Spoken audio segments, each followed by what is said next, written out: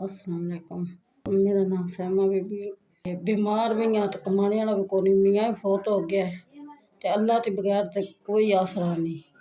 तो बीमार भी हर वे रहनी, दवाइयां शवाइयां लैनियां ने, कोई आसरा नहीं। 22 साल हो गए ने, मेरा हामल भी फौत हो गया तो अल्लाह ने औलाद भी कोई नहीं दी ना। सहुरे घर भी कलम कली बैठी हैं, अल्लाह के सिवा कोई आसरा नहीं। अल्लाह सोहना ही वारस है, अल्लाह देने वाला है। पहले मैं बीमार काम लोगों ने घर च करती सी, मैं बीमार हो गई हूँ, मेरे को भी नहीं होंदा। अरनियां भी होने, काला यरकान भी है, शुगर भी। दवाई हथों भी मजबूर हाँ, किसी टाइम होया तो लै ली, ना होया तो ना सही। अल्लाह के सिवा कोई आसरा नहीं ना। जेड़े हालात चला रखे, शुक्र अल्हम्दुलिल्लाह करके टाइम बड़ा औखा गुजारने पे, शुक्र अल्हम्दुलिल्लाह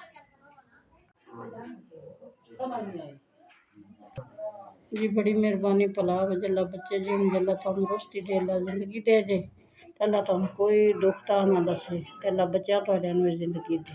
मैं 5000 रुपया तो मेरे को आ गया तुहाडा, को राशन पानी लाने दी, को दवाई शवाई लाने दी, तुहानू दुआवां देआं दी, बच्चों नू अल्लाह जिंदगी दे जे, अल्लाह तंदुरुस्ती दे जे। 5000 का लिया जे, बड़ा बड़ा शुक्रिया तुहाडा।